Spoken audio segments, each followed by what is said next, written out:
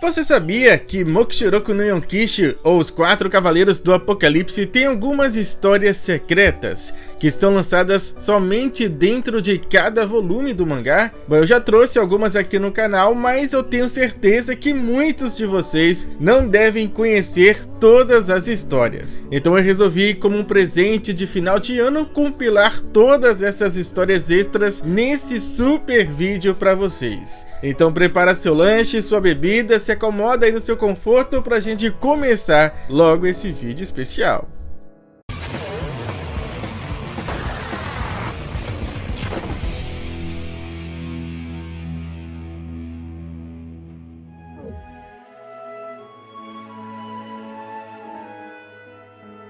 Onde está você, Percival? Ele faz isso comigo sempre que tira os olhos dele. Era o que dizia Bargis, preocupado com seu neto desaparecido. Mas não demora muito para ele encontrar seu pequeno neto, que simplesmente estava escondido debaixo do seu elmo. E bem bravo, Bargis briga com o pequeno, dizendo que ele não deve se esconder debaixo daquilo, porque isso é muito perigoso. Mas eu acho que ele não entendeu nada. E dessa vez começa a lamber o elmo. E mais uma vez Bargis briga, pedindo para que ele não faça isso também. Mas apesar de ser um pequeno bem levado, Bargis estava orgulhoso e bastante feliz por estar junto do seu neto.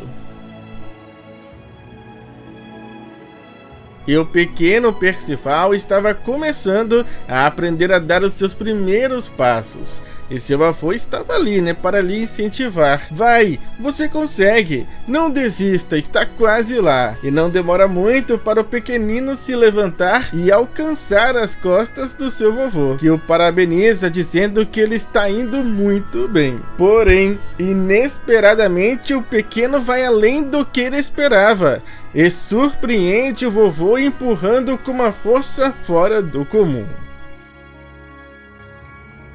E Percival não parava um segundo sequer de tentar chamar a atenção do seu vovô. E ele estava curioso para saber o que ele estava fazendo. E seu avô explica, que aquele objeto era uma flecha e que era com aquilo que ele pegava a comida deles. E apesar do pequenino não falar nenhuma palavra, o vovô entende que ele estava querendo comer um pássaro rochoso naquela noite.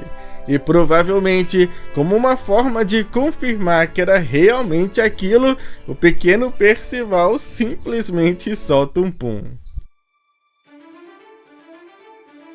E apesar de estar isolado do mundo, longe de qualquer tipo de ameaça, o vovô não deixa de treinar e segue aprimorando suas habilidades com a espada. Mas ao mesmo tempo, ele não deixava de se perguntar: o que fez o Rei Arthur mudar? E no que Ironside estava pensando. Porém, uma sensação estranha interrompe o pensamento de Bargis. E aquilo era simplesmente o pequeno Percival cochilando grudado no seu braço. Assustado, Bargis questiona como e em que momento ele foi parar ali. Pois é, o garoto foi tão rápido e sutil que ele nem percebeu. Mas não importa, pois a única coisa que Bargis queria do fundo do seu coração era que aquela criança pudesse viver uma vida feliz. E dessa vez, o Percival aprendeu a bater palmas. E o pequeno entrega a seu avô um presente que o deixa muito feliz. Será que era aniversário do Bargis? Não sei, mas o Percival continua batendo palmas. Até que ele então agarra o bigode do seu avô e começa a puxar. Bargis pede para que ele pare, pois aquilo não era um brinquedo, mas Percival parece não entender e continua se divertindo e batendo palmas. E esse, sem dúvidas, era o retrato da mais pura inocência, de uma criança que crescia feliz, longe de toda a maldade do mundo. O destino era Cistana, mas no caminho, Nacis curioso acaba fazendo um questionamento. Eu não paro de me perguntar porque alguém faria um tipo de corte tão estranho no cabelo. Mas logo Donnie percebe que é dele que o Nassians está falando. Isso irrita o rapaz, que conta que aquilo era culpa do Percival e não uma escolha dele. No entanto, Percival acaba tendo uma ideia. Ele pergunta a Nassians se por acaso ele pode consertar o cabelo do Donnie com algum medicamento parecido com aquele que ele tomou e fez o cabelo dele crescer. E Nassians parece ter um soro de crescimento. E ao saber disso, Donnie fica bem empolgado. E Nassians imediatamente começa a usar sua magia, Mix Venom, fazendo uma combinação de alguns elementos para criar o soro. E tudo que Donnie tinha que fazer era aplicar aquilo na área afetada. E com isso, Percival ajuda, esfregando bastante o soro na careca do Donnie, que começa a sentir que está funcionando. Na verdade, para a surpresa de Donnie, funcionando até demais. Mas para Nassians, o resultado foi um sucesso. Porém, Donnie não está nada satisfeito e grita com o herbalista: "Como assim um sucesso? Isso não se parece nada com o restante do meu cabelo." E vendo isso, Percival então decide passar o soro na outra parte do cabelo, para que assim tudo fique igual. E bom, funcionou, só que eu acho que não era bem isso que o Donnie queria. Mas eu gostei, acho que ele deveria ter adotado esse novo estilo.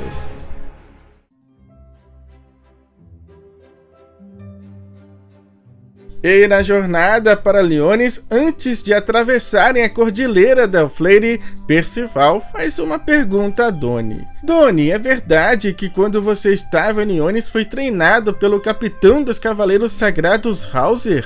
E Donnie responde que sim, que apesar de não morar em Liones, ele foi para a capital algumas vezes, mas normalmente era seu tio que aparecia em Dalmari, quando ele não estava ocupado no castelo. Nassians se empolga ao ouvir o nome da cidade de Dalmari, pois como Annie conta, Dalmari é um lugar onde tem muitos médicos renomados. E sabendo disso, Donnie então conta sobre o gigantesco hospital gratuito que existe em Liones, e pergunta se Annie ou Nassians conhecem, e que além de tudo, ele é administrado por um ex-capitão dos Cavaleiros Sagrados de Liones.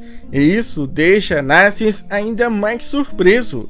Um antigo capitão dos Cavaleiros Sagrados, dono de um hospital? E Percival, por sua vez, diz que Nassians também pode ser um Cavaleiro Sagrado então. E Donnie até mesmo aponta dizendo que o ex-capitão é também uma pessoa bem excêntrica. E para Percival já não havia dúvidas de que para Nassians isso seria perfeito, pois ele também era uma pessoa muito excêntrica.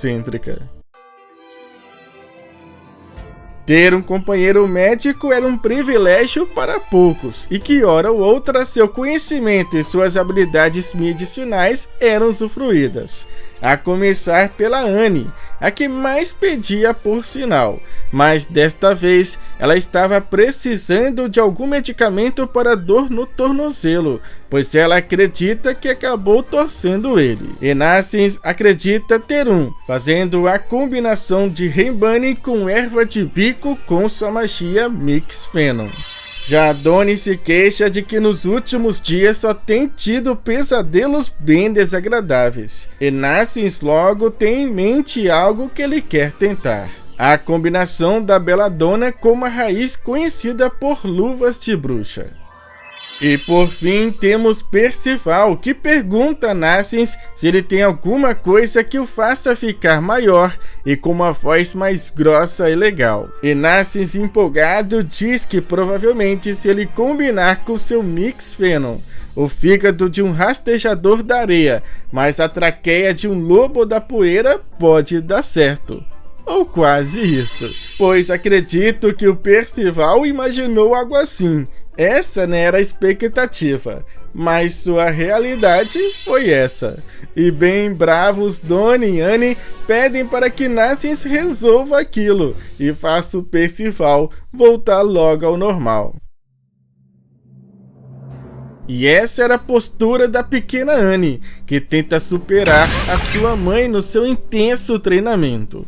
Porém, com muita facilidade, a mãe de Annie empurra a filha para trás, que cai no chão que nem uma jaca madura. Mas a pequena ficou bem brava e pede para sua mãe pegar mais leve com sua própria filha. No entanto, sua mãe lhe pergunta: Annie, você ficaria feliz em ganhar de alguém que está pegando leve com você? E contra fatos não há argumentos. Então Annie decide, que irá lutar contra sua mãe de novo até conseguir vencer. Porém, já estava na hora do jantar. E mesmo com Annie achando injusto, o treinamento iria continuar somente no outro dia. E durante o jantar, nós vemos o pai de Annie um pouco desconfortável, enquanto come e observa uma situação que praticamente já era rotineira. Pois vemos a mãe de Annie comemorando, dizendo que venceu, enquanto Annie, indignada, assume mais uma derrota. Mas Galdem diz que as duas não precisam ficar competindo para ver até quem come mais rápido. No entanto, Annie lembra que é a mamãe que deveria dar o exemplo e agir como uma mulher madura. Mas sua mãe também faz questão de lembrar que duelo de espadas, velocidade para comer e jogos de amor não passam todos de uma competição feroz. E ela termina perguntando a seu esposo se ele por acaso não concorda. Mas Annie ainda não consegue entender por que elas estão sempre competindo. Mas a mãe conta que é mais divertido assim. E a gente começa esse capítulo extra com o Lancelot dizendo: Você quer saber se eu posso me transformar em outra coisa além de uma raposa?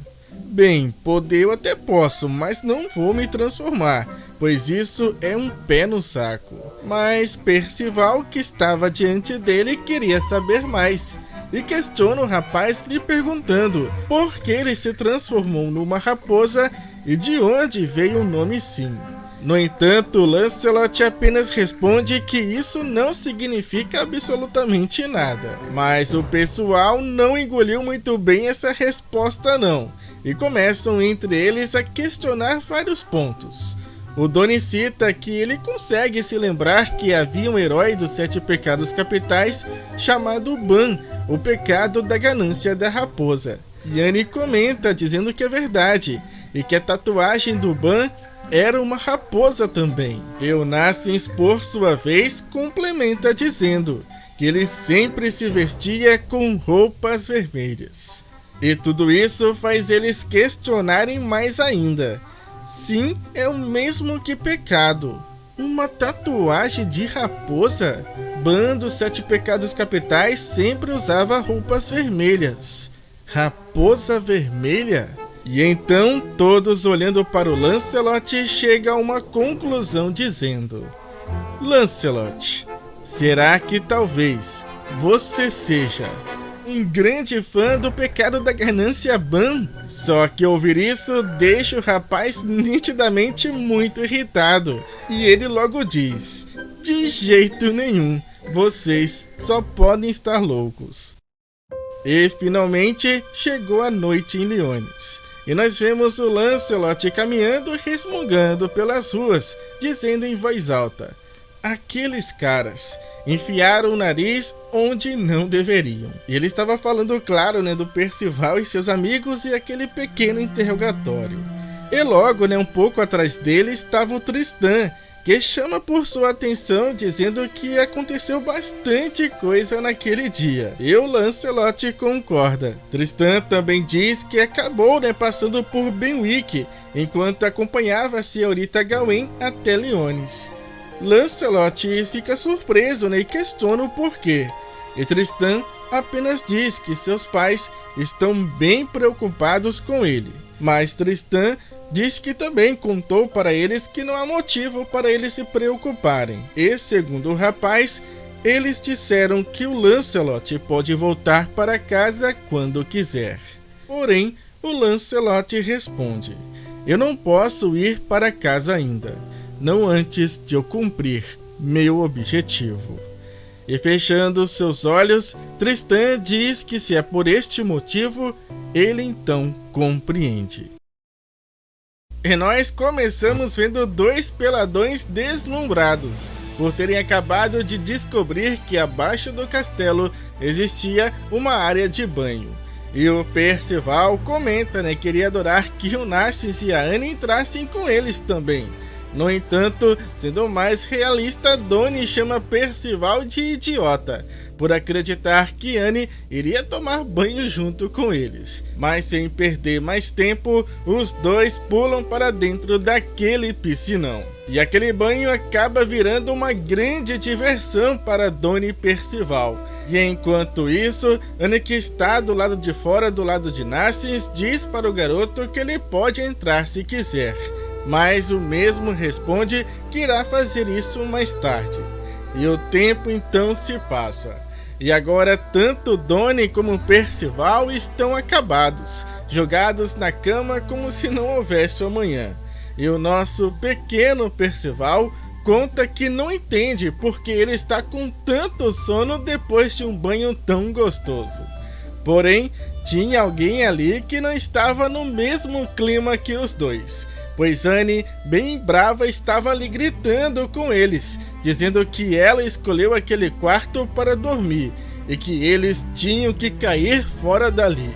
No entanto, Donnie, bem relax, apenas diz: "Ah, qual é? Não vamos brigar, né? Tem muitos outros quartos além desse." E o Percival, por sua vez, estava preocupado com o Narcís, pois não sabia onde ele estava. Já Annie estava mesmo preocupada com o Percival, babando em todo o lençol. E nós voltamos para a área de banho, onde desta vez estava somente o Narcís, que confessava que após um longo dia estava bem cansado. Porém, logo algo chama a atenção dele. Pequenas bolhas se formavam na água bem a seu lado. E repentinamente, para sua surpresa, quem aparece é o Percival tentando surpreendê-lo. E não dá outra, O Narcís fica todo envergonhado com a presença do garoto ali. E também um pouco desesperado, pois ele começa a repetir inúmeras vezes a seguinte frase: "Você viu? Você viu? Você viu? Me diz que você não viu." Porém, Percival não entende nada e questiona: "Viu o quê? Eu só entrei aqui para fazer uma surpresa, só isso." E enquanto Narcís e Percival se resolviam, Annie tentava ali se resolver com Donnie. A garota não estava disposta a desistir, até conseguir tirar Donnie daquele quarto. E algo inusitado aconteceu. Essa era Annie revoltada e inconformada, dizendo: "Meus seios desapareceram.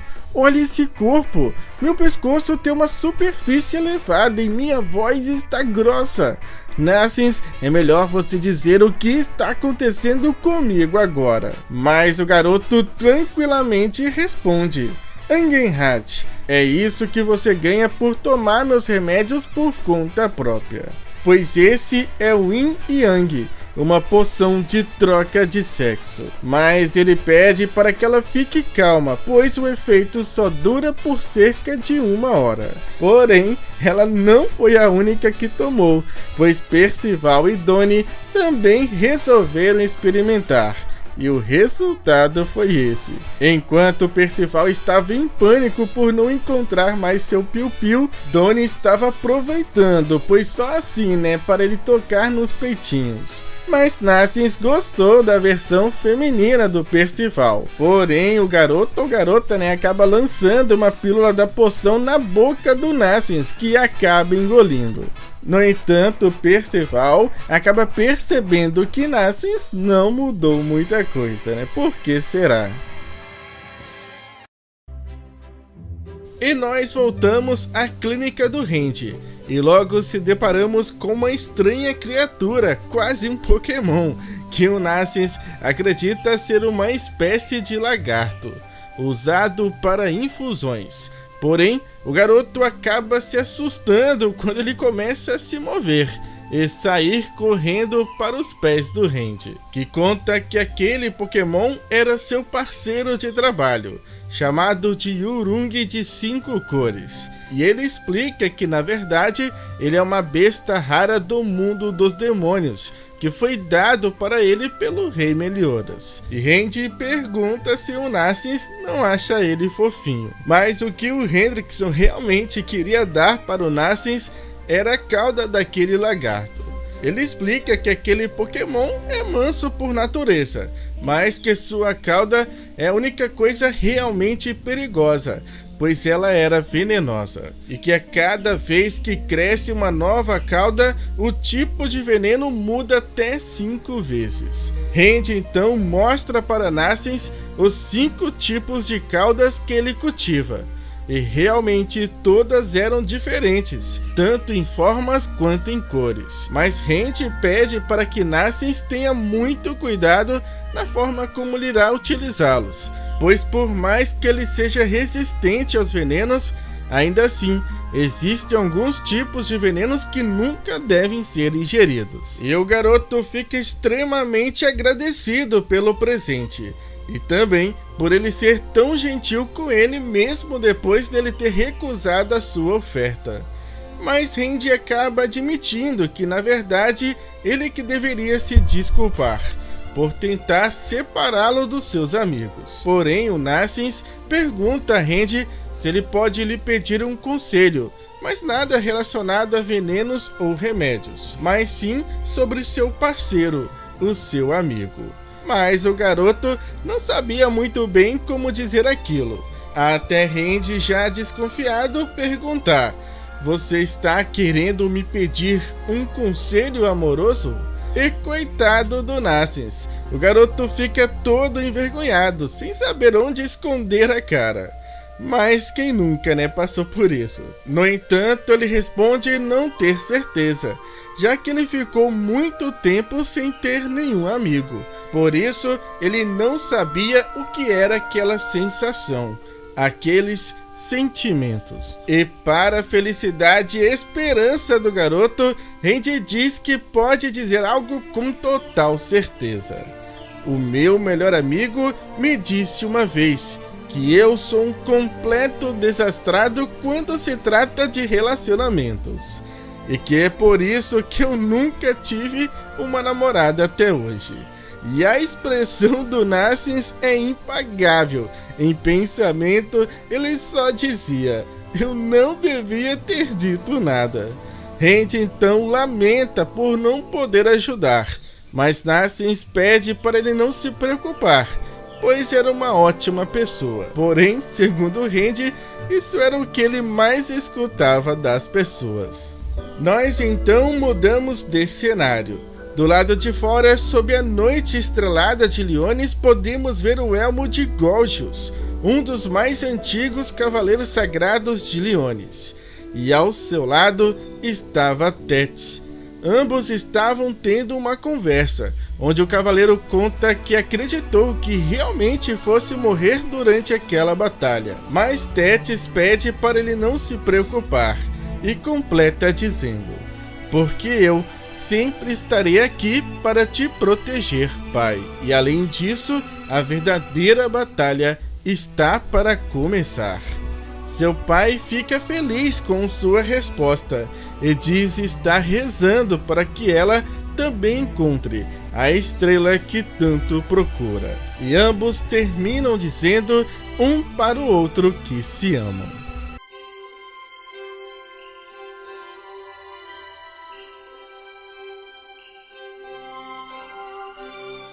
E Percival está feliz em rever Schwartz novamente, e curioso pergunta como ele está. Schwartz responde que está ótimo e que está muito feliz por ver que o Lord Percival está bem. No entanto, ele conta que ficou preocupado quando soube que Percival travou algumas batalhas complicadas no Reino Humano. E Percival então imediatamente conta que o Rei Arthur reviveu Galland e Meláscula, 2 membros dos 10 Mandamentos, e que eles foram obrigados a lutar contra eles. E saber disso deixa Schwartz indignado. Ele chama isso de um pecado imperdoável, uma blasfêmia contra os dois heróis caídos, a verdade e a fé. E de cabeça baixa, ele então começa a dizer: então, assim como imaginei, o Meliodas. Mas antes dele completar seu pensamento, o Percival diz: o Tristan venceu eles. Porém, Schwartz cai na risada, dizendo que isso não pode ser verdade.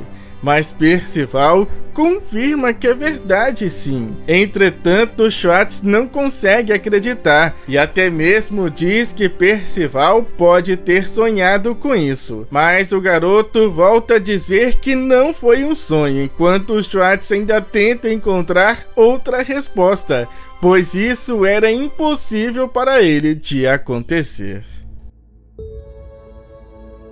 Percival, por algum momento, não consegue dormir e ele acaba desistindo de tentar.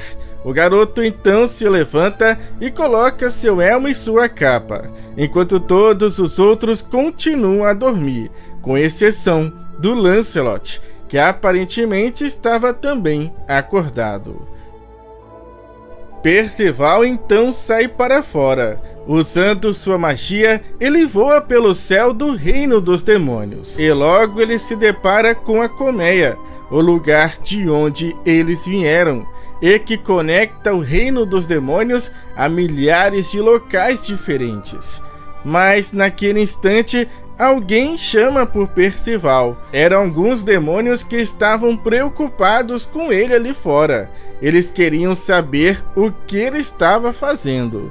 E Percival responde que estava apenas dando um passeio. E olhando para a colmeia, Percival parece ter encontrado aquilo que ele procurava.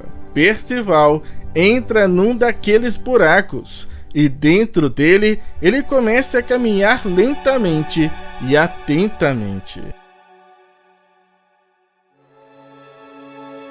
Até que ele chega no fim daquela passagem e já consegue ver o outro lado, o local onde aquele buraco se conectava. Percival não consegue acreditar, apreensivo, feliz, nervoso, e dezenas de outros sentimentos se misturavam naquele momento. O garoto corre sem olhar para trás, até alcançar o topo e dizer bem alto: eu voltei para o dedo de Deus. Foram apenas alguns dias distante daquele lugar, mas para Percival parecia ter sido uma eternidade. O garoto tira seu elmo calmamente e, sorrindo, ele olha atentamente para uma direção e começa a andar bem devagar até esse local, o lugar onde ele se despediu do seu avô. Percival, bem feliz, então começa a contar para seu avô as suas aventuras, tudo o que ele viveu após sair do dedo de Deus.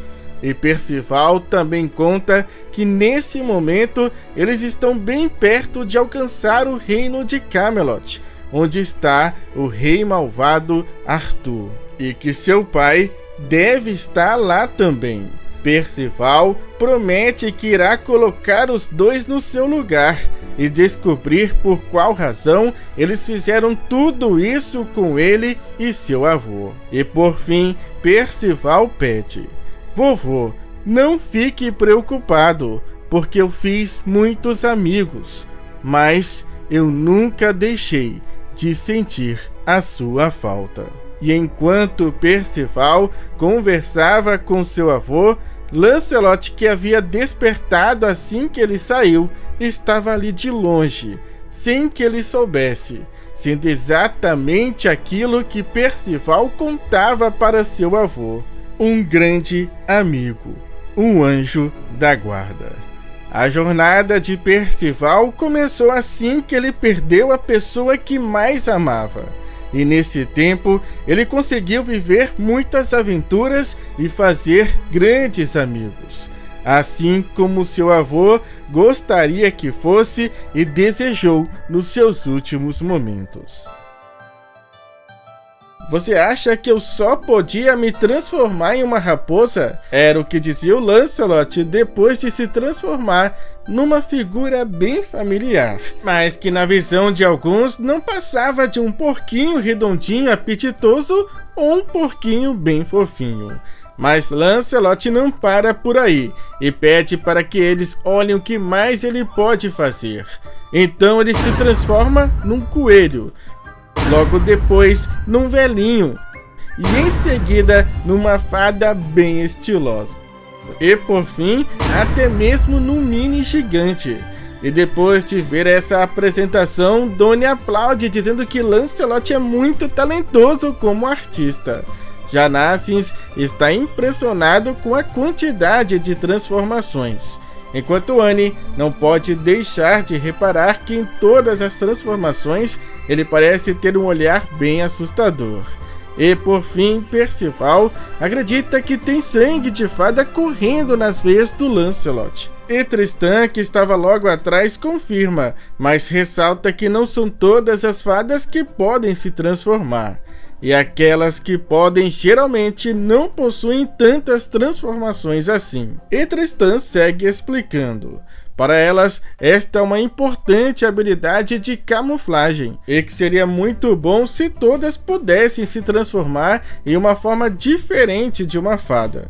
Mas Lancelot tende a ser bem perfeccionista neste aspecto. Eu ouvi dizer que ele passou por um treinamento intenso para se transformar em diferentes padrões. E quem sabe isso também não esteja relacionado ao seu sangue meio humano. No entanto, Lancelot não gostou de ouvir Tristan contando tudo isso sobre ele, pois ele não queria que eles soubessem de tudo.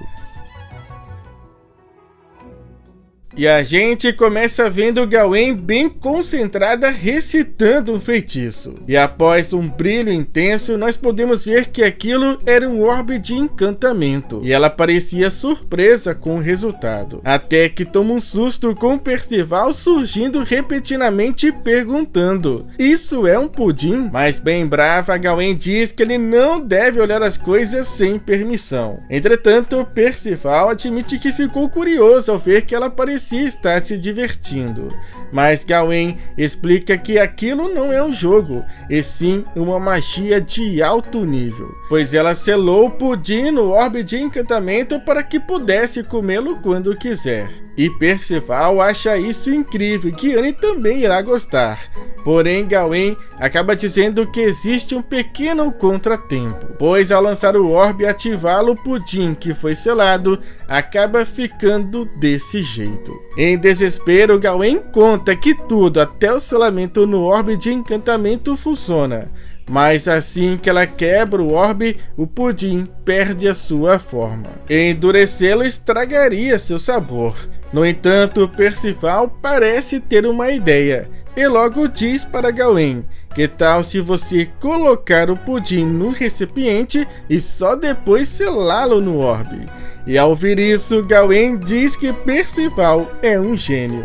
Mas acho que todos vocês neste momento aí estão com a mesma cara que o Lancelot fez.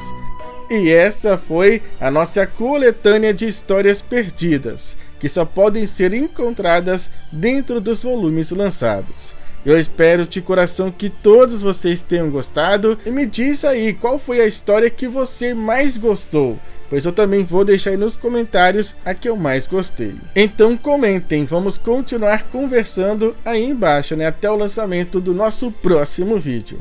Muito obrigado, falou, fui, é nóis!